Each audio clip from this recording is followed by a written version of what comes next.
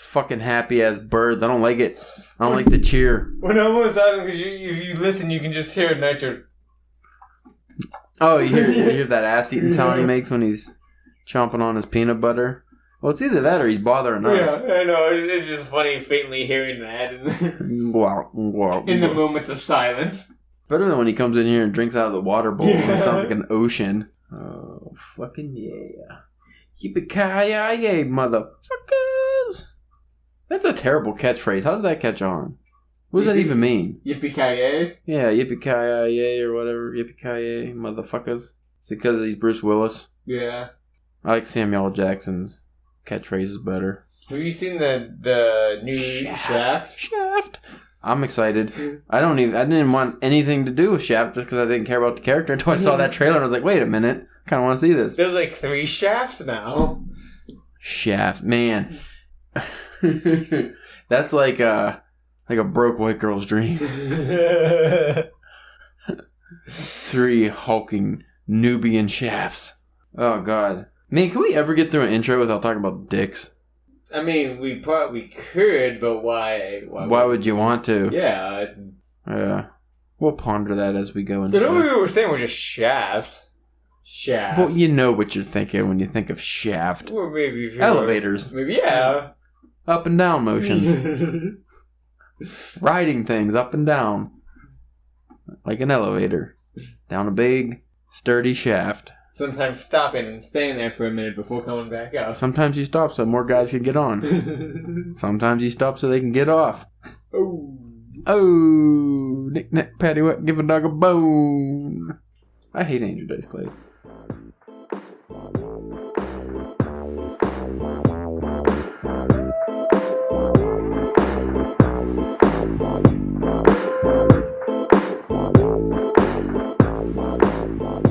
Hey, what's up? It's your friends from Drunken Pen Writing, the podcast.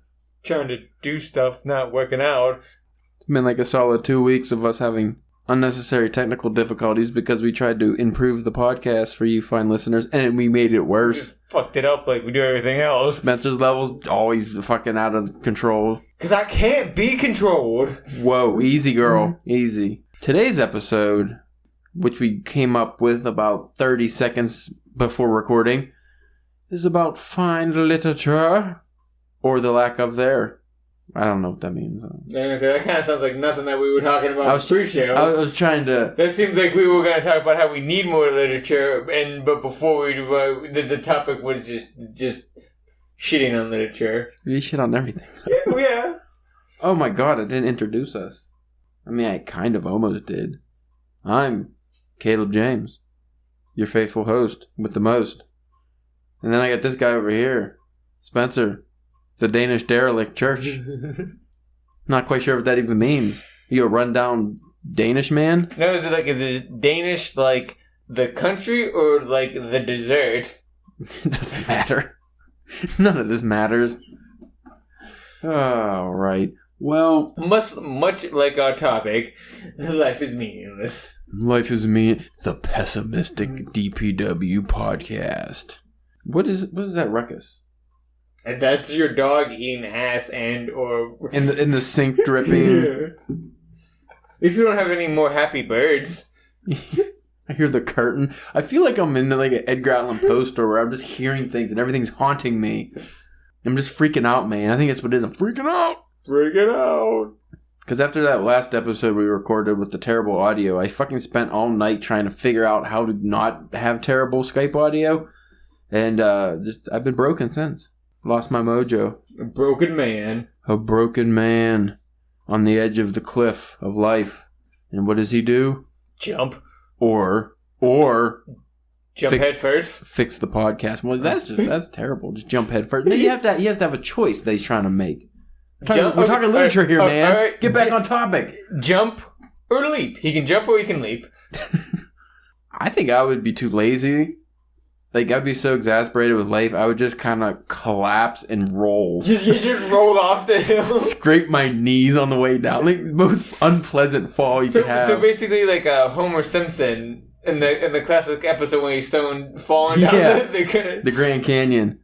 I won't even get the pleasure of Buzz Lightyear style, just, falling with style, just gliding to my death. No, I'm just going to fall down the rocks and just, break bones and cry the whole way. And then probably not even die. No. Probably just be at the end and then, a bear eats me asshole first. It's always asshole first. Face or asshole, and neither's a good option. If you had to get your face or asshole eaten first by a hungry bear. Well, I guess if... Not a man, the actual bear. Yeah.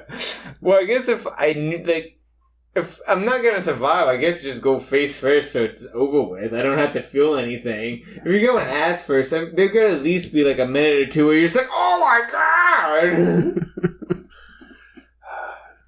Just like Spencer, to always go ass first. Or face first. I don't know what the fuck I'm talking about. So, fine literature, sir.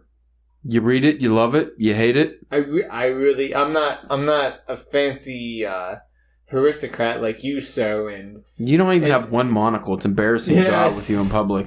I need two. That's how I should wear my glasses now, just two monocles, just my eyes are always squinting, just... You have really powerful eyebrows. How many $50+ hair combs do you own? Made of sweet ivory from some awful poaching incident that you imported from Africa. Exactly 0. What the fuck, man? You're not even living. How many seal shoes do you have that, shoes made from the leather of innocent seal pups? Oh, 12. Oh, okay. Well, so you're kind of getting there. I wear them like slippers. They're just live seals you wear like slippers. Yeah.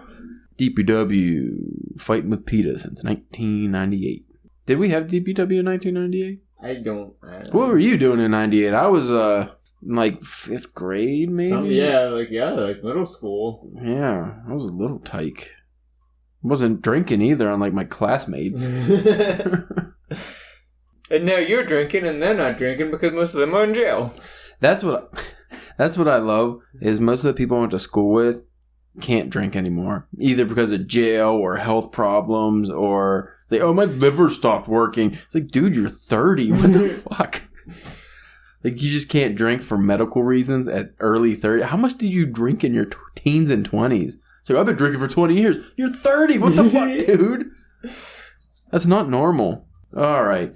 So, we are going to discuss, and we should have a fucking snobby accent for this. Just talk with your jaw around on. You keep your jaw really far around. It just gives you that pompous douchebag sound. This is where video really comes into play, because you can see the jutting jaw. I'm just trying to do my best Bill Cowher, snarling, just... You ever worry, though, if you jut it too far, it'll dislocate and get stuck? Oh, no!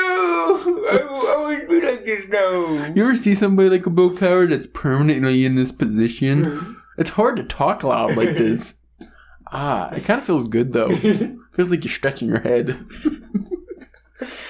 Just unhinge your jaw like a fucking giant snake. So let me cut back into the actual topic. Not Bill Cowher's jaw. As fine as it may be. It actually disgusts me. And when he speaks, I'm always waiting for that spit to come out. Anyway. So you are not a huge fan of fine literature. What is it you don't find appealing? Well, and then I guess it's more the fact that I haven't even read that much at what can actually be considered literature. It's just not anything that I'm into. Because I read to be for enjoyment and entertainment. Escapism. Yeah, just that's a cool idea. It just seems like with literature, it's just too real. Or just hey, look at me, I can blow my own dick. Yeah. You want to read about a guy blowing his own dick on a magic mountain? Or do you want to read about some guy getting divorced after coming home from war? Yeah. Yeah, I mean, both can be interesting, but literature can be dry. Super dry. So dry. Just like the Roaring 20s should have been because of Prohibition. But they weren't. No, and because then people don't like dryness. And because I don't know how much... I'm sure there's still a lot of it, but back in the day, there was probably a lot more literature there is now. Well, yeah, I would say... Because that seemed to be the main focus point back then. Other than your H.G. Wells types and I guess like a Lewis Carroll with Alice in Wonderland, things like that, maybe a Tolkien. Those were like genre fiction before genre fiction was really a thing, because what they considered genre fiction was more like the pulp stories in the old magazines, and those were almost considered for kids or like smut material. Just like idiots. Yeah, if you're reading comics or anything like that, you're a dullard. You're a moron. But fine literature, for instance, like The Great Gatsby, it's a cool story. I mean, I like literature, so I enjoy that kind of stuff, but I could definitely see why people would just be bored. Because, I mean, how many inner monologues and descriptions of fucking dresses and flowery language do you need? The most I know about, like, The Great Gatsby, other than, you know, the kind of, like, basic story and outline, is the episode of Family Guy they did, where they spoofed it, and just the stuff that they were talking about, like, that kind of just seems accurate. Like, have you ever seen that episode? Yeah. Now, how, like, accurate are to the things and how they fucking with it and things like that are like pretty good. I don't know if Seth MacFarlane is a big literature buff, but he does do a lot of like literature jokes in Family Guy. He always has like throwbacks to, you know, Jane Austen and different characters like that. Hemingway's a good one. He's like an older guy too, where they probably taught that stuff in school. Yeah, they don't teach that too much in school anymore. Even, like, what they do make you read, none of it's really literature for the most part till you get to, like, high school, probably. And then even like that, because I don't know about you, but my classes never did, like, that kind of shit. We always had to read, like, the fucking shitty Red Badge of Courage and stuff. The closest thing, probably, like, one of the main literature things I probably read, and I'm not even sure if it would be considered that, was, like, Beowulf. But that's not even really, I believe. That's kind of almost... That's more like a mythology. Kinda, yeah. Yeah, I wouldn't classify anything from the Greek eras or anything like that, like those kind of stories or stories set in that time period, to be, like, literature. That's more mythology, and I guess that's what it'd be, mythology. Like, when I think of literature, I think of two types. Your Shakespeare shits, which is, I don't like Shakespeare. I don't find the writing to be too entertaining. It just bores me. Well, and too, because isn't everything that he wrote in a play setting? Yeah. So I could see because I never read like the manuscript or whatever of a play, but I imagine that has to be kind of weird and like difficult to kind of follow. Other than like if he wrote it as just, you know, a plain story. And the Shakespeare fans out there are probably gonna make fun of me for this, but I would assume Shakespeare is written like a screenplay format, or at least like what it's been translated to, because I've never really read Shakespeare because I just get too bored. I mean, we've had to do it in school and things like that, and I know most of the stories, but I've never actually like the original source material or like whatever translation was closest to the original, because that was like hard English back then. Like that was probably like Canterbury Tales English almost, where it's like if you read it, what the fuck does this mean? It's not words we use anymore.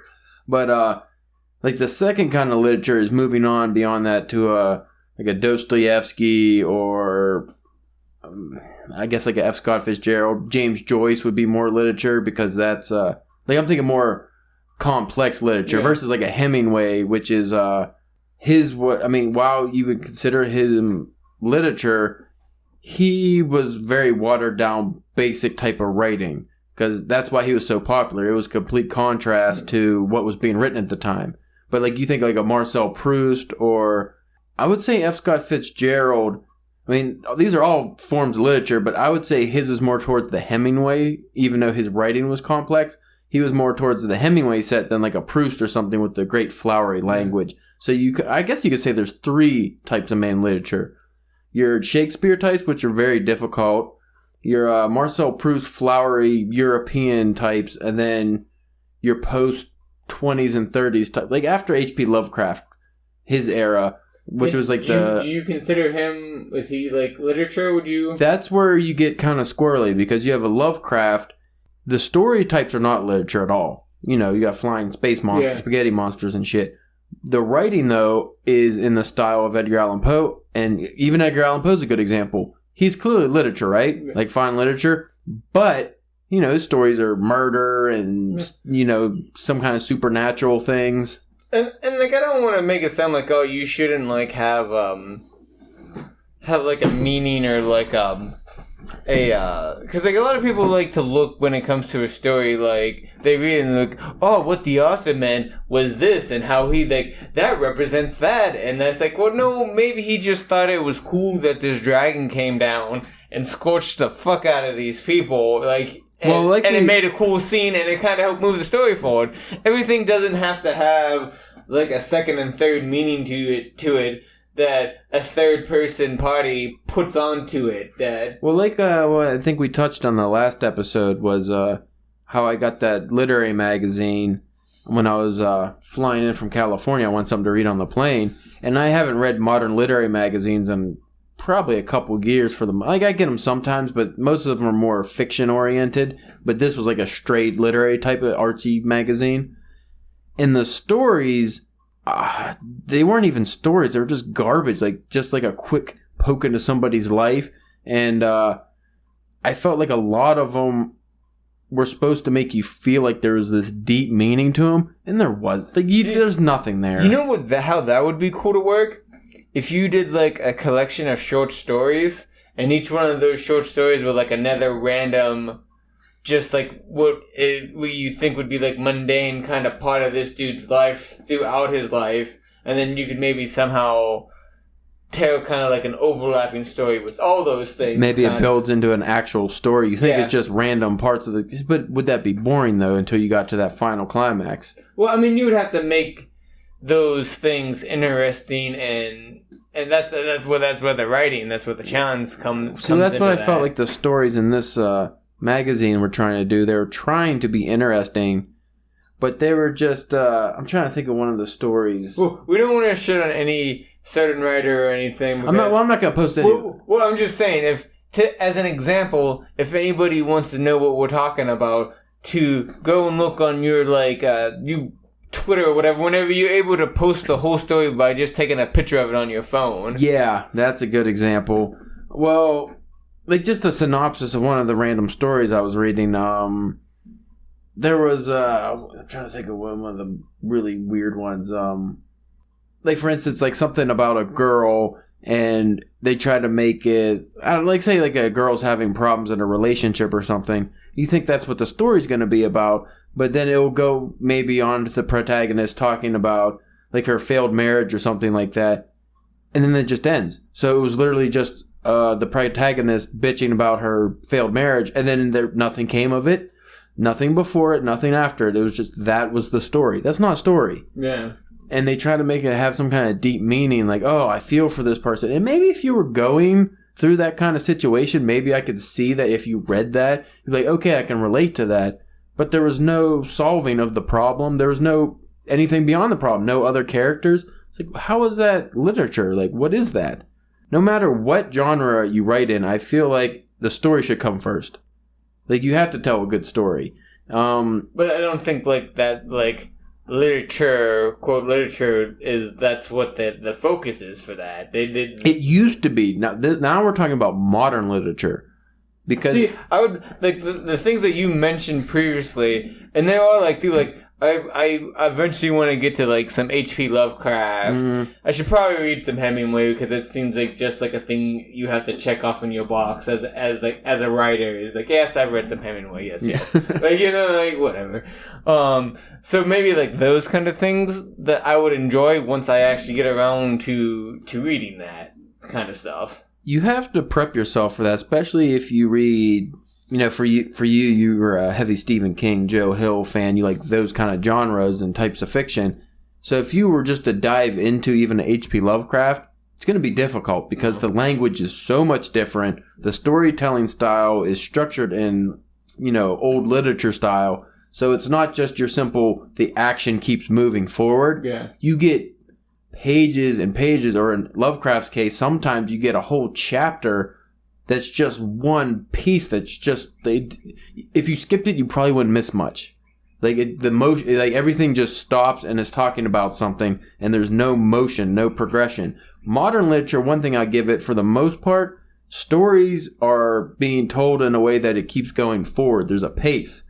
Literature from the early 20th century, you oftentimes get where it's like the author really is inputting their opinions and things into the story. So you'll get just pages and pages of their opinion that doesn't actually, it might relate to the story, but it has nothing to do with the characters. It's just the author talking to you pretty much.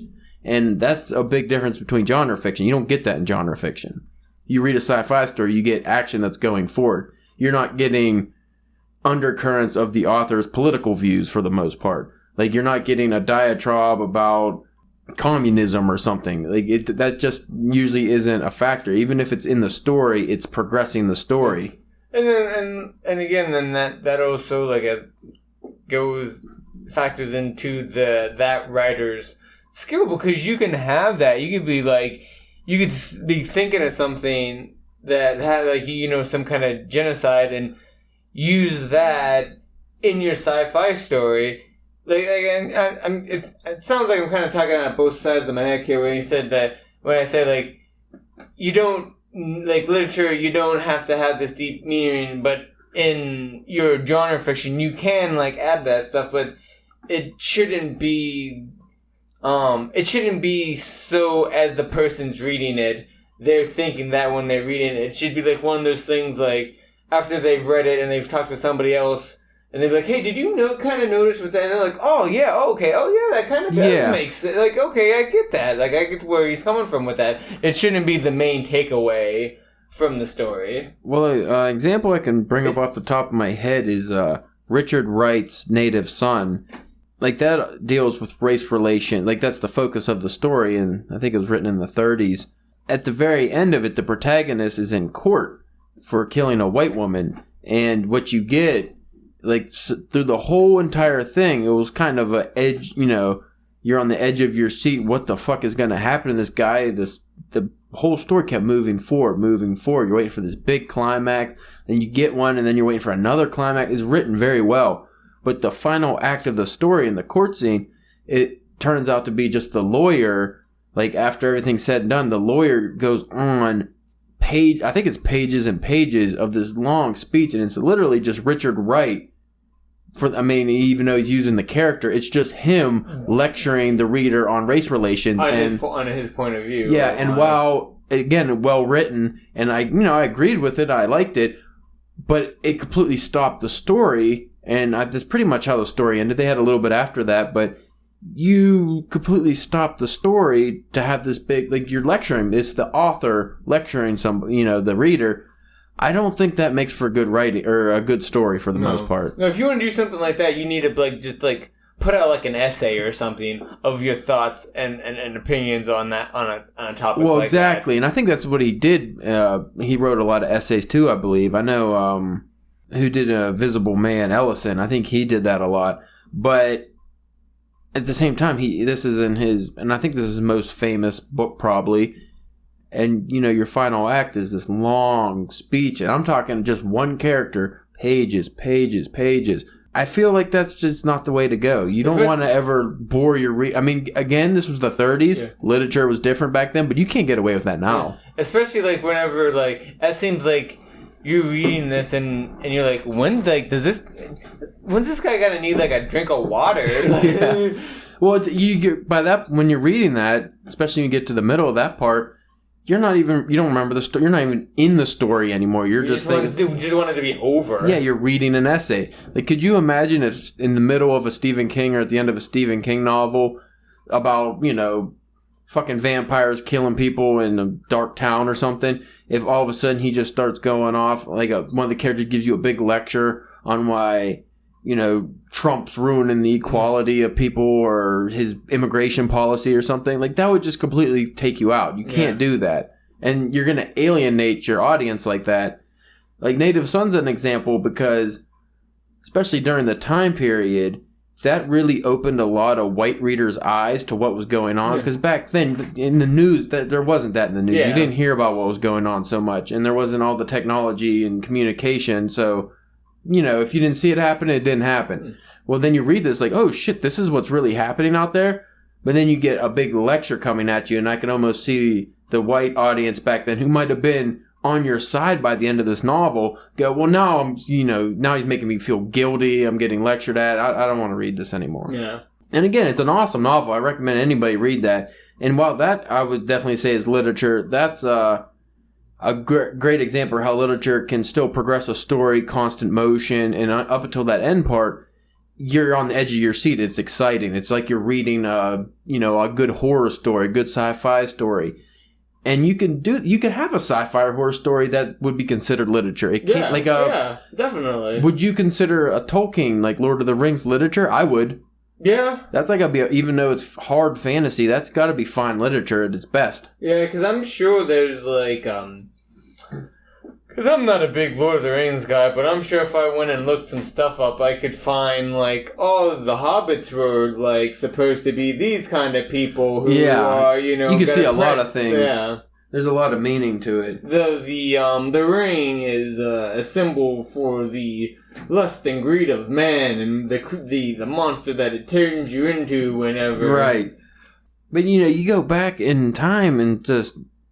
There wasn't all this other forms of entertainment, so people, you either read that or you didn't read anything for the most part. But I would say, Edgar Allan Poe kind of broke, at least as far as American literature, I feel like he was the one that really broke through to almost what would be genre fiction in the future.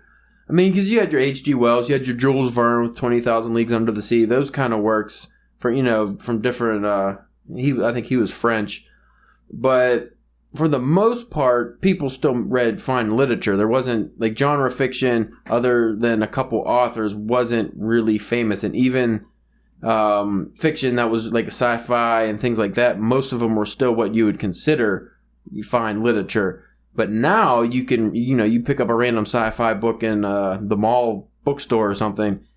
It might be written very shittily. I mean, even if it's an exciting story, you wouldn't consider that of high merit. Yeah. You just consider that almost like just a random comic you pick up off a shelf. It could be, just a random Iron Man story. It's entertaining, or you can get a fucking deep Iron Man. Yeah, you can get some random Iron Man where he's shooting stuff in the face, or you can get the devil in the bottle where it kind of tackles his alcoholism and has long affecting on the character. Mm-hmm.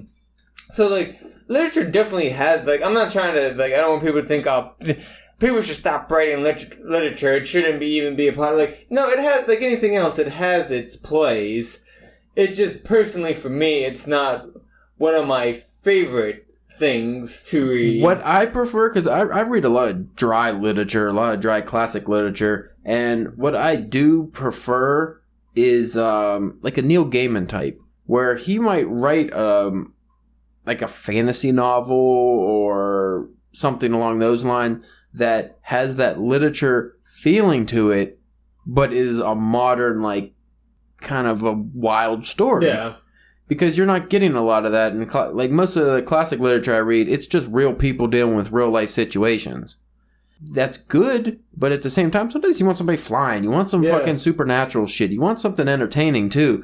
And it's a fine balance. And I find what turns a lot of readers off when they're coming of age, especially with schools, is they make you read, books like Hatchet, The Red Badge of Courage. I never read it, but Catcher in the Rye, maybe. Yeah, I've never read They make you read these books. And, well, you can't even read Catcher in the Rye anymore, can you? I don't know. It's fucking very tame, apparently, compared to what, they say it is. But, I remember reading Where the Red Fern Grows. I couldn't tell you what that was about. Civil War, maybe? I don't fucking know. It was super boring. But... when you have young kids and you're trying to make them read this kind of stuff because it's classier and it's, it has meaning, it's fucking kids are going to get bored. Let them read a Goosebumps book. That's why I always try to get my friends' kids to, that's one of the main reasons I try to get them into comics, even if it's just it's the character, it's buying them toys and different things like that. So whenever they become to the age of reading, they're already familiar with these characters. It gives them something to read. And then, say maybe a couple years down the line, they're I don't really give a shit about Spider-Man anymore, but I do like reading. So I can move on to something else. Well, I mean, my trajectory through reading was probably a lot different from yours. Oh, yeah. Or probably a lot different from most people's, because a lot of people start off, with comics or kids' books or something. When I was a kid, I kind of, like, my cousin, his mom owned a bookstore right next to my house. Oh, nice. So I went over there and she let me get free books or real cheap. And I just picked what had cool covers. Yeah. So I was reading a lot of, like, kind of adventure books and stuff. And just going through that, I would fuck around and accidentally read Moby Dick. And I'd be like a little kid. And then, I get, oh, God, what is all this whaling shit? Hey, Mom, did you know whales from the he just fucking random nonsense, 1700 blue whales, like, just fucking random bullshit that the kid should know. And, by the way, that was super boring. I remember, I don't even know if I think I finished it, but it was one of those ones where that kind of established I have to finish the book no matter what. Oh, yeah. That's what Moby Dick as a kid, like. That's a pretty decent sized book, isn't it? Yeah. I couldn't tell you anything that happened in that fucking book. I had no retention, little comprehension. Does he ever get the whale? I think he gets butt fucked by it. I don't know. Or he butt fucks it, maybe. Mm-hmm. Right in the blowhole. I don't know. Blowhole fuck. But anyway, so I would have, adventure books and things like that. And I just get whatever I get my hands on. Yeah. So I wasn't reading kids' books. But that also made me, maybe that stems your hatred for YA stories. Probably, because I never read that shit. It wasn't really around when I was a kid. No, it wasn't really a thing back when we were younger. You just had, like, we talked about in the last episode, you had your fucking Hardy Boys and stuff. That was kind of for younger people, but it wasn't young adult. It was just kids and grown-up books. And by the time we came around, those were just all, like, reprints of old stories. It's not like they were coming out with new Hardy Boy stuff. Exactly. But, as a kid, and then that kind of made my other media, I viewed things different. I didn't just watch cartoons. I would watch, like, Happy Days and things like that. I fucking loved Happy Days. Dude, I watched all the old shows growing up, and so I've had a very eclectic, like, childhood as far as my media consumption goes. It wasn't just one thing. I didn't start off with kid-friendly shit. I just started off with whatever was available. But I'm glad that happened, though it made me, for lack of a better word, more of a fluttery kind of reader. Like, I could go months and months without reading anything. And then all of a sudden I'd kind of get the bug and want to read something. I wasn't like I am now where I got to read something every day. You're just consuming more and more words. But then again, a kid's attention span too. Yeah. I mean, you get like a 7-year-old reading Moby Dick. Like I thought that was kind of incredible looking back on it now because I probably couldn't read Moby Dick now. I know sometimes even now I'm reading a book and I get like a comic and I'm getting like halfway through and I'm like, I'm just going to sit this down for a sec. Need a break. Yeah, just give me. Just to divert things real quick, a little sidetrack. When I fucking was flying to California on the way to Phoenix, it was like 5 hours last week. I read 2 novels on the way there and then 2 books on the way back. So it was like pretty, I couldn't tell you the last time I read a whole book in one setting, let alone 2. Yeah, right. It was pretty ridiculous. But at least I know my attention span. There's nothing else to fucking do on a plane either. They get mad when you start jerking off. They don't like the guy next to you doesn't like it because it's always 3 seats. Yeah, so you're in the middle. Yeah, I was in the middle. He was like, He's like, could you stop that, sir? It's like, hey, I didn't lean my seat back. At least let me have this. I let you have the armrest. Yeah, you fuck. He did take the armrest too. It's all right. I gave him my gross sweaty knee. He has to get something anyway. But then I remember what kind of got me into still like fine literature, but got me on the different course to more entertaining type of literature was Gulliver's Travels. My mom got me like this, I don't know where she got it. It was like a cool edition version. And I like the cover again, big guy, little people hammering him into tying him to the ground. And so I was like, oh, this is a really cool story. And then we started having book fairs in school. Yeah. And then I said, oh, we got to get fucking goosebumps, right? Look at the covers. They're fucking awesome. That's the main thing. And then you kind of got into comic books that way. It's like, oh, I like the art. And then it's like, oh, these are cool stories. So I started off with like the literature stuff and like some higher end adventure, like Michael Moorcock type of shit. And then I went back down to more kid friendly stuff as I got older. I started reading like the Tales You Tell in the Dark horror stories and stuff. And then I started reading comics, and I was a big X-Men guy. So I read the X-Men stuff. My brother got all the Death of Superman books. So again, very scattered reading, though. I wasn't just reading like, Spider-Man, 1 through whatever. Yeah. Like, I was just reading whatever was available, whatever covers were cool, and I'd follow storylines. And, which is still kind of a thing I do with comics now. I'll follow a storyline, but I don't tend to get whole runs of things. Well, You like certain creators. Yeah, I find I like separate writers and artists now, and I'll get their work versus just like a title that. So like some people go by the character, the title. I go usually by the writer and the artist. Somewhat like Alex Ross or something. Yeah. And then when I finally got to my teenage years, I started kind of mellowing out, and then I hit a patch where I wasn't really reading too much at all. Yeah, and the next time that's kind of, you probably got a little bit more into like activities and sporting things and sports stuff. And things like that. And then once I got into my 20s, I started getting back into the literature of Edgar Allan Poe. I found a big deluxe edition. Yeah. I think you remember me reading that at Walmart all the time. Yeah, I remember you that was the first of your like gold-plated pages, wasn't it? That's what started it all. What is that clicking? Do you hear that? Yeah, I keep on hearing like a clicking or like a popping. I don't know if you think it's because we're turned up so loud? We're lower than we are. We're not that high. Oh, really? Yeah, it turned us down. But yeah, when I got, and then once I got into my 20s, I kind of settled down. And then that's when you got me into comics again. Yeah. And then I started reading, because I found out, because, when you're a kid, it's like, X-Men. It's just like Marvel, DC stuff. Yeah. Batman. And I'm like, hey, have you ever checked out Preacher? Yeah. I was like, oh, shit. One of the first series you let me borrow was, I think, Why the Last Man. Oh, yeah. I was like, oh, wait, this is a fucking medium that has really original stories, and they can be told almost in a literature way. Yeah. Like the Snagglepuss we just read for the book club. That was, I was considered the writing of that literature. Oh, yeah. Yeah, I would say that. Yeah, it was definitely that, it was in that style, too, and the themes. You just had weird cartoon characters, but other than that, if you didn't have those characters, you just wrote that in a book. Yeah. That's fine literature. Yeah. Like, that's a modern literature. And, so that kind of, shaped the type of reader I am now, just growing up that way. And I think that's the way, I mean, I can't tell people what they like. Some people only like classics. Some people would never touch a classic book. Yeah. But I think a good balance is, like, what I like to do if I read a really, really tough, like a fucking, Dostoevsky, brothers, what is it, Karamov or whatever, like a big doorstop Russian literature, well, then I'll maybe go on a Neil Gaiman, Stephen King run or something. Like, I'll take a break from that kind of fiction. Yeah. Especially if you're, if you're trying to work in, like, the writing field, it probably helps a lot to have those different things. Like, if you're just reading just because you just like reading and you don't plan on doing anything else with that, like, then whatever the fuck makes you happy, whatever you get the enjoyment out of. Well, that's why they have sections in bookstores. Yeah, I definitely find that just all these different types of things, and especially classic literature, has shaped my writing style. And for a while, I was writing more in a classic literature style.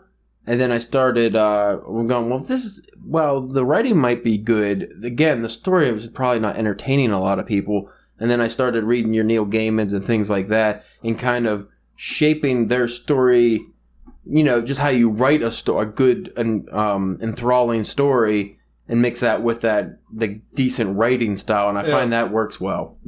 I don't know. I'm trying to think what I would recommend to you to start if you want to go on your classic literature journey. You don't want to start with something fucking like a Moby Dick. No. That's just going to kill... Well, I think the original point of this was, we have kids in middle school and high school and stuff. They try to get them interested in reading, but they make them read The Red Badge of Courage or some dumb shit like that. They can't relate to. It's not entertaining.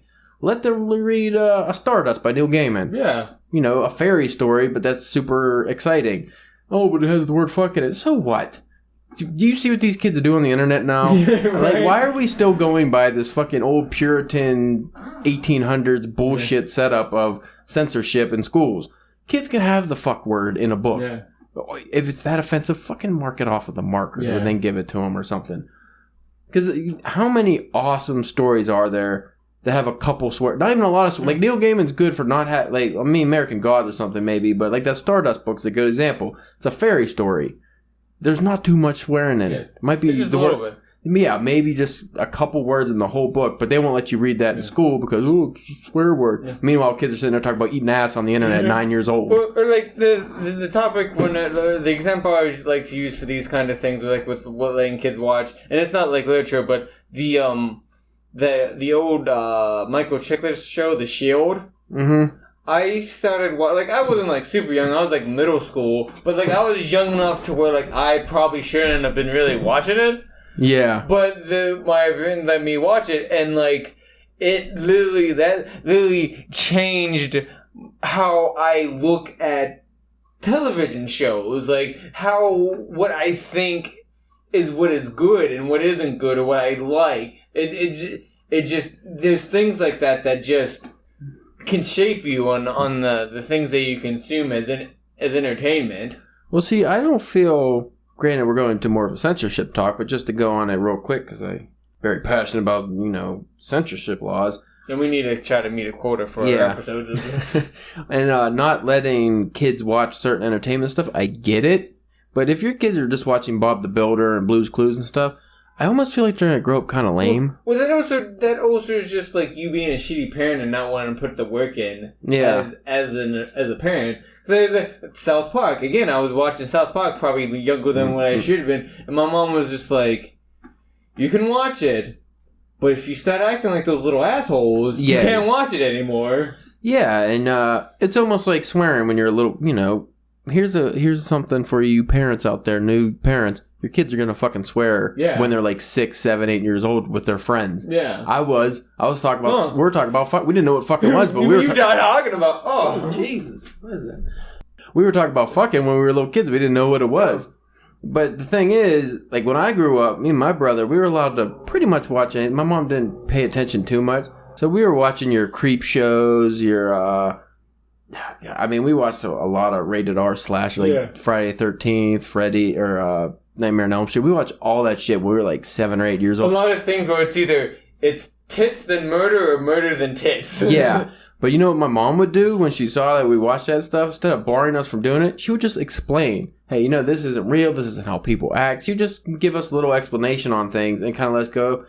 And guess what? I grew up to not fucking be a weird deviant. But like, who's always on the fucking news being weird deviants? Like the super religious homeschooled kid or something. Like the kid who wasn't allowed to watch anything and everything's taboo. If you make everything taboo, if you say you can't read Catcher in the Rye because there's hookers in it, so the kid's never allowed. Well, then he's gonna probably have a weird view on women when he gets older. Or like the whole Huckleberry Finn or the Tom Sawyer and Huckleberry Finn. Yeah, where they're trying to take the N-word out of trying to take the N-word out. It was in like the 1800s. Yeah, I mean that's a part of history. Well, this... now, I could maybe see, say if you were reading it in class, you might want to, explain to, the class, okay, now, if you're reading... Don't have to say the word. If you're reading, if it's your turn to read and this word shows up, don't say it, because, there could be people that, you don't want to, upset any of your fellow classmates, but it shouldn't be taken out. Yeah, I don't get that. That's... When you censor things, it just makes it more alluring. It makes people want to read it or watch it, or you have to give people a certain amount of freedom. Granted, you don't want kids just watching straight up porn. No. But at the same time, when I was a kid, I watched straight up porn. I found my uncle's porn when I was 8 years old, and you know what? Kind of liked it. Again, I didn't know what was going on, but I liked it. And those were the times where you'd be watching and you're not even doing anything to yourself. You're just looking at it, head cocked, what is... That's going where? What? Why is that bouncing so much? What does that hole do? Why is there so much hair everywhere? Why is that thing so wet? Why do girls have a big hole? Where do they pee from? Anyway. Yeah, so if I would recommend some classic literature for you, sir, I wouldn't say go right into the H.P. Lovecraft. Granted, if you wanted to read some of the short stories like Call of Cthulhu, I would say go for that. But because that's what's him. That's the kind of stuff that I'm interested in. Yeah, I've always had a peripheral interest in stuff into that kind of thing, but never read anything from the guy who started it. See, the thing is, I would say though, don't be surprised if you get really bored. Originally because of the writing style. Because when people say, oh, I love H.P. Lovecraft, but they haven't read the H.P. Lovecraft, they know Cthulhu and the stories and stuff. Oh, I love H.P. They like what he's created. But if you actually go and read what he's created, a lot of people are like, this is a lot more complex and dry than I was expecting. They think it's almost going to be a genre fiction, and it's not. Like, that's not how it's written. It's not written like a Matheson I Am Legend type easy, fast, quick read. It's not. It's a slog. A lot of his work is very laborious, and it took me a long time to read that whole collection because some of the novels, like he had because you would read some, go off to something else, read some. You'd have to take a break because it was a struggle. It was daunting. When you can't read more than 2 or 3 pages doing a shit, that's a problem. Yeah, and I mean the text was, because it's so much in that book. The text is small and it's rough. So I wouldn't recommend going into a H.P. Lovecraft other than some of the 2 or 3 page stories they call the Cthulhu, because that'll give you a taste, and maybe because those I found you have to build your way up to that. Yeah. With any literature, I feel like if you get into the genre, you want to build your way up to some of these more complex works. It's like a muscle. You gotta build it and strengthen it. So you're not just your comprehension, but your attention. Especially if you're used to reading quick-paced novels. Yeah. You're not going to get a lot of quick-paced novels back then. So I would say, Native Son, I think would be up your alley because, there's some murder, there's some on the edge of your seat type of shit in there. There's some fucked up shit, even though it's classic literature. I feel like that would be a good start. While Great Gatsby is entertaining, I don't think that would be a good first dive into it just because F. Scott Fitzgerald was also kind of verbose. Yeah. And that's a little, even for people who like that kind of writing, it still could be a little too much sometimes. I would say any Kurt Vonnegut book would be a good way because he was that good transition period where we went from your classic literature to your modern. He was right in the middle there, so he told some pretty wild stories, but the writing wasn't complex. I would avoid any of the Japanese classic literature I was reading. Yeah. I don't think you'd be too interested in those. I'm trying to think what would be some... But not all the Japanese you've read would be considered literature, would you? Not the modern one, just the classic, which is like half of what I read. Again, Poe is another one. He's kind of like a H.P. Lovecraft, very verbose, and I found so far in that collection because I started reading the newer collection I bought, which has more of his stories. Doesn't that piss you off when you buy a collection of something? Complete story collection. Yeah. Complete works. And then, 10 years later, the complete works. And then you look at it, it's like, why are there 20 more short stories? Yeah. Well, we didn't consider those, his... This one actually has his novel in it and everything, so... Because he wrote one novel. So this one is actually the complete one. Isn't that crazy? Yeah, he only wrote one novel. Look at H.P. Lovecraft. I don't think he actually ever wrote a novel. He had Mountains of Madness or whatever that was. That was again, I think that was a novella. I mean, it wasn't a full-length novel. That was probably one of his longer works. But like a Poe, I mean, you could read it, I would say, if you wanted, again, maybe like a Telltale Heart, or The Red Death or something like that. What would help with those too is that I already have an understanding of those stories. Yeah. So as I'm reading it, I kind of have an idea and not just completely lost on something that I haven't read. I know kind of what the story is, so right. I can focus more on just the writing or... The problem too, though, is the additions you get. Because like I said, that one I was reading, when I started reading the new one, I realized they changed his language. Oh, so yeah? Some of the words he used, they used an easier version of that word. Like a synonym that had easier to read meaning. Easier to understand word for the general public, I guess. I don't know why they did it. So when you actually read his originally written stories, some of them are the first 5 stories in that collection, I barely understood what was happening because big chunks of it were written in French. I'm because I guess maybe that's why he's very popular in France, because I know he did a lot of French Gothic type of style in his work, but the language I did not know. Now, how do you feel about when they do that? Well, I can't say anything because he's long dead, but if a modern writer did that, I wouldn't like it. Somebody who's already been passed, and then changing, Oh, you mean how do I feel about them I don't like that. I mean, I get it, though, because I probably wouldn't have read that whole collection if I knew... if it was the one I have now, I probably would have got bored with it back then. Yeah. Like when I was younger, I'd just be like, I don't fucking know what's happening. But now I've read enough where I'm like, okay, I'll slog through some of this and then I can understand it.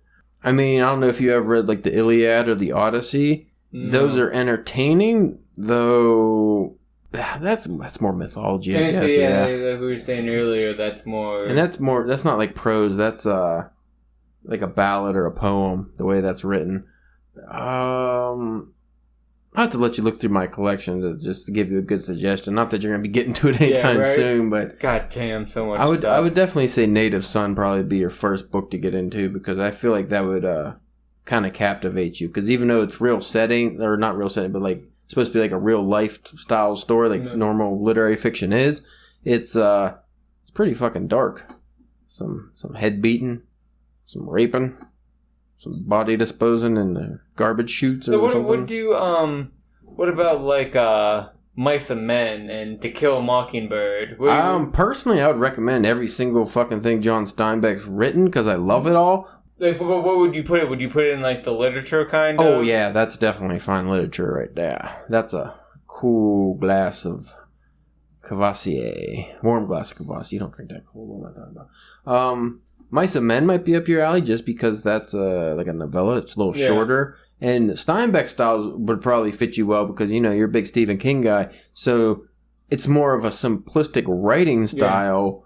Yeah. There's not going to be any kind of comprehension problems with versus a fucking H.P. Lovecraft who just apparently had a thesaurus stuck up his ass and just so far it went up into his brain. He was the kind of seemed like a guy who liked to make up words. Yeah, definitely. So I think that John Steinbeck would be good. The only thing about him is I don't know if you would be necessarily interested in the stories because most of them are just set in California and they're just kind of struggles of everyday people. Yeah. Now, Mice and Men is a good one just because I would feel like just the way we have come into adulthood, you kind of struggle financially maybe. And just going through life, there's two brothers. One's kind of, I think they might be brothers. I forget. Because I've seen the movie. I can't remember. Either really close friends or brothers or something, but there's two guys together. Nanny. I think they are brothers. And the one, he's a big hulking dude, but he's special. And he's fucking killing shit on accident. Yeah. It's the ending of that, god damn it. I mean, if you got a soul, that ending's killing you. You know what? I have to let you borrow. So Stephen King... he had his Richard Bachman books. Mm-hmm. So, those was he did 5 or 6 underneath that. And, there for the first couple, you didn't know that it was him. It's these seem kind of Stephen King-ish. Yeah. And then, eventually came out. And then, I would say maybe 10 years or so, he came out. I think he wrote it. He originally wrote most of it back during then. But then, just kind of retooled it now. And then, but still put it underneath, Richard Bachman as it's called Blaze, and it is it's very kind of Mice and Men to where with there's the again I can't remember if they're brothers or if they're just really close friends, and they they kidnap this small child or infant, something like that, from this rich family to get a ransom from him. But again, the one guy's the kind of leader or whatever, but then Blaze. He's very much Lenny-like is slow and has trouble. Might have been an homage. I think in the introduction and stuff he brings it up he does. It's not he's trying to sweep that under. It's not cribbing it. Yeah, he's bringing and he acknowledges it. And that was very entertaining. That was one of the first ones because it's not a big book either. But that was one of his first ones that I got through very quickly. Well, would you consider any of Stephen King's work that you've read to be considered literature? Because while he's a genre writer, kind of, I mean, he's a horror writer, but he goes outside of it. He does and again, we've established you can be a horror writer and still be writing literature. He does suspense and thrillers and different even he dabbles in action and stuff a little bit. I could say he could have literary themes throughout the book, because we've said and he's very vocal about his not liking Trump and stuff like that. Yeah. And I've seen people bring up in a lot of his newer works his this is supposed to be his stance on Trump and stuff, but it's not in a in like such an overt way that he's not telling you about it. Yeah, it's not like when I'm reading. It's like we were talking about when I'm reading it. It's not like, oh, he's talking about Trump right now. It's like, oh, I could, when you bring it up, like, oh, okay, yeah, okay, I could see that, but it's not as I'm reading it. It's not the first thing that's popping into my head. Right. Have you read any modern books that you would consider to be more of a literature besides outside like the Stephen King type of stuff? No, because that still just has fallen into like the Andy Weir, Lev Grossman from The Magicians. Those are all kind of just like fantasy or sci-fi fiction and stuff like that. Now, how about an Alan Moore? We're going to be splitting some hairs here. Okay. So I guess you could maybe put Watchmen under that. I would say even, like, Watchmen's one of the few books, I would say that's still literature, even though it's not the genre at all, it's a comic. Yeah. That definitely has to fall under that category, you'd think. And I think even, like, the V for Vendetta, too. I don't know if you I read that. read that, but because that it's very focused on, like, censorship and controlling the people and things like that. Look at his one of his newer novels, Jerusalem, which I still have yet to tackle. I heard you just to look at it. It's all about magic and fantasy and crazy shit, but I mean, the way he writes, that has to be considered literature.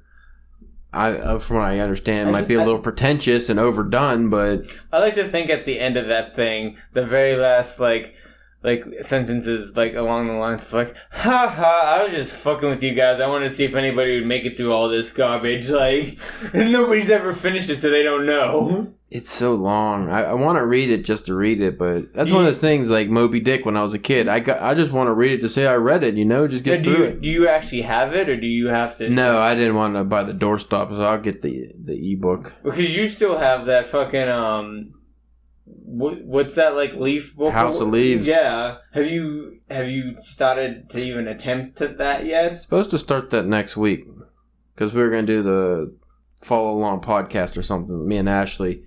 That's a big book, but at the same time, there's like a lot of pages where it's just like one word. Yeah. So I don't know exactly how big you would consider. I don't know if you could, because a lot of it also was like a page where it's the same word 8,000 times. It's like fucking written crazy. So now, do you think with 99 grand, you haven't read any of it yet, but do you think that's gonna fall within like the literature? No, I'm gonna say that's probably a postmodernist type of book. That's probably maybe possibly pretentious art piece is what I would consider. I mean, I haven't read it, so I don't know if it's pretentious. Just whenever I think of modern art, I think it looks pretentious. Whenever I think of modern art, I think that's fucking pretentious bullshit. Nobody likes that. Nobody's actually going to the fucking art museum to say, "Oh, I love those 3 shades of red smeared across the wall." No, you just want to look cool and sound cool, like that fucking toe story. Went to church and prayed for your numb toe. I hope that lady didn't get paid for that. That's the whole story. Right, you know what? I hope she got paid by the word. Yeah, you get $5. She probably won 6 awards for that. She probably won a fucking pushcart prize.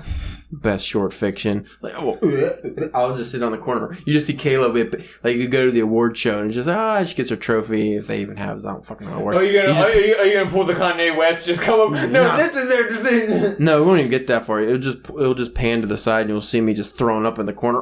What's wrong with that guy? I think his toe's numb. I don't know. He smelled it and it pissed me off. That's not should not be acceptable. I want to know what was popping. I think it's when we both talk. Is that what it is? Yeah, let's talk at the same time. So I was talking about the things. No, I don't know. You think maybe like it's the chords? Maybe like if the no, chords it's not. The fucking head. I don't even know if it's showing up on here. It's just like either the head. It sounds like the mic's popping. Yeah. Like, you think maybe we're talking too much or too loud? That's what I thought. It just seemed like it was happening when like when we almost talk at the same time. It would just pop real quick. But I don't fucking know. The settings are the same as. Maybe, I don't know, either new software or maybe we'll get a fucking crazy-ass recorder to fucking... I don't want to spend any more money on this shit, though. This might very much end up in Office Space style. We get, like, a new and we just stomp the shit out of this thing. Yeah, I don't know why that's happening. You know what? I bet it's the fucking headphones again. Maybe it's this piece of shit. Maybe we dropped it once or something. You know what? I bet you the fucking plug on this thing is like... Because it doesn't fucking connect very well. I bet you when we get a little excited, maybe a little vibration, it just like slightly disconnects and connects, and I bet you that's what that popped in. I guarantee that's probably not showing up on here. Oh, hopefully. Because remember before we were having like that weird buzz or something that would happen, or it was like a feedback sound. It was the headphones. It wasn't this. Mm. Anyway. So, I guess I would say that's our take on fine literature. I don't know what the initial topic was. We were going to shit on it, but we didn't. Yeah, no. We actually went more sophisticated than I thought. I found that to be a quite engaging episode. I hope the audience does as well. I definitely would suggest everybody should try reading it. Yeah. I get it if it's not for you. Like, for instance, you only read Twilight style or 50 Shades of Grey style books.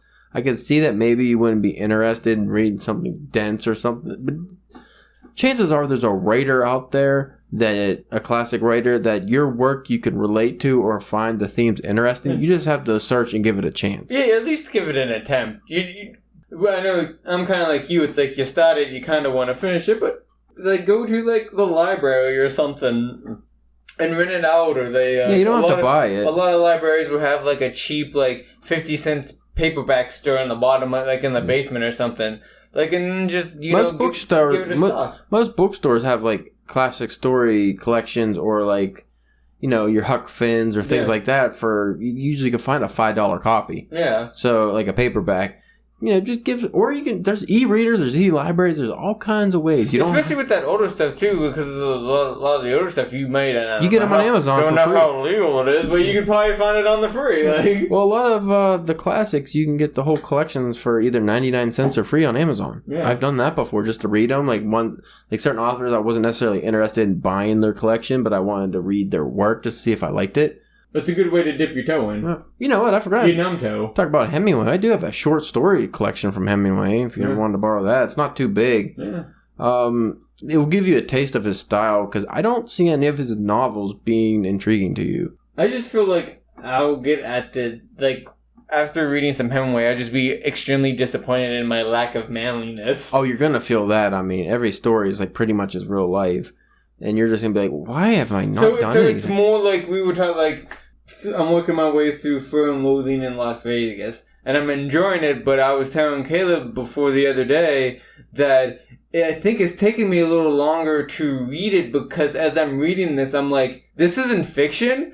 This shit actually happened to this guy? Like, he actually did these things? Most of them. He embellishes some of the stuff, and he changes the names. Oh, yeah, you had to definitely change the names. And I'm sure that there was some fluffy enough, but even just, it was just like the base, like, borderline things that happened in that book. He's done most of that. Like, all the fucking crazy drugged up driving. He's done all of that. If he probably didn't do it then, he probably did it previously and just used that experience for this. Yep.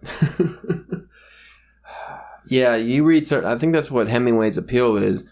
I wouldn't say it's his writing. I don't find his writing all too engaging or his storytelling all that great. While I did love Old Man and the Sea, the rest of his work I was iffy. C- for me. I didn't think it was amazing or anything. But the manliness and at least if you're a guy, just be like... The way it makes you think about your life and how... Compared to his, that's, I think, what's interesting about him. It's more... Hemingway's one of those guys, the author is more interesting than the work. And then, too, that just, like, he's so manly and still is a writer, which is, even today, is still, like, a not... You don't... It's not a manly profession. Yeah, when you think of manly men, you don't think of writers, or think of writers as manly men. Well, that was kind of, that was just kind of how it was back then, too. It was like, Yukio Mishima. We talked about on the Japanese podcast how when he was growing up, his dad would throw his writing away because men don't write. That's not a manly thing to do. Teddy Roosevelt, when he was a young kid, it wasn't manly to be a writer, but he fucking wrote a bunch of books.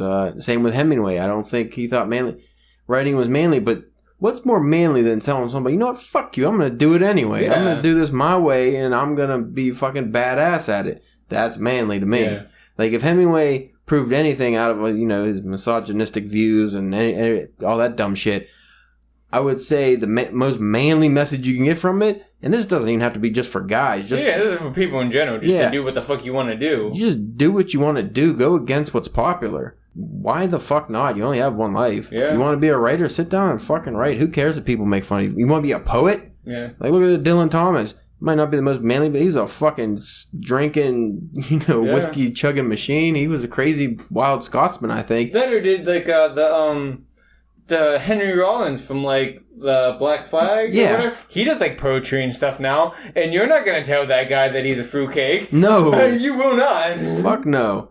Yeah, there's just I think that stereotype. That man scares me sometimes. I would say that stereotype's more than dead by now, but the you read comics, you're a fucking unmanly nerd stereotype still stands.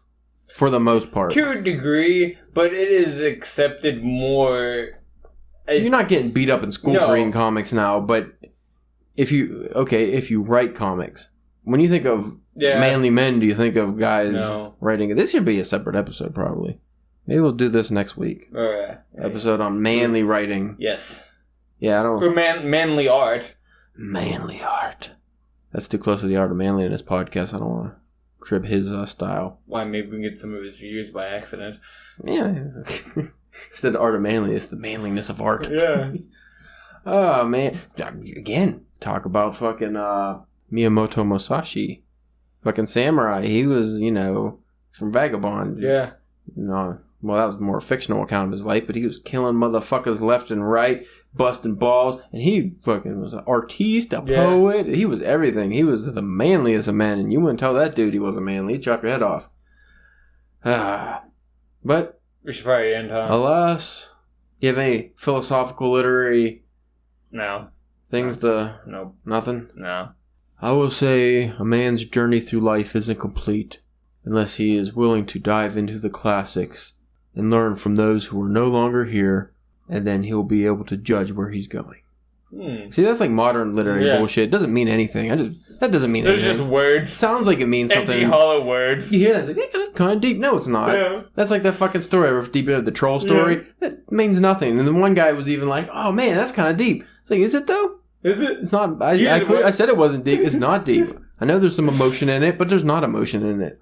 It's like, it's ankle level shallowness. It is so shallow that your fucking bottom of your feet don't get wet. All right. You folks have a wonderful time. If you want to check out our work, which has not been forthcoming too much, but we still write. We still post stuff on the website. Just not as we probably should, but we'll get to it. And just know that it's for a reason. Yeah. You have things come. We're actually working on projects. You would hopefully having some things down the pipeline here soon that you guys can dig out. But you'll still find some classic stuff we post on there and some featured artists and writers we have. We still got some good things. So go over to drunkenpenwriting.com. You'll find us. You want to engage us on our social media, we like to post some saucy literary memes, some drunk memes, some drunk talk, and mostly just things about booze and literature. Nice quotes and... Right. But, we have some good quotes. You can hit us up on Drunk Pen Writing. What are you doing? Dog's freaking out. You don't like it. I think he sneezed. At Drunk Pen Writing on Twitter, and you can hit us up on Drunken Pen Writing on Facebook, which is doing surprisingly well, even though I barely engage on there. We have a lot of likes and shares and sometimes comments, and only a handful of them are from my mother. You folks have a wonderful day. Bye.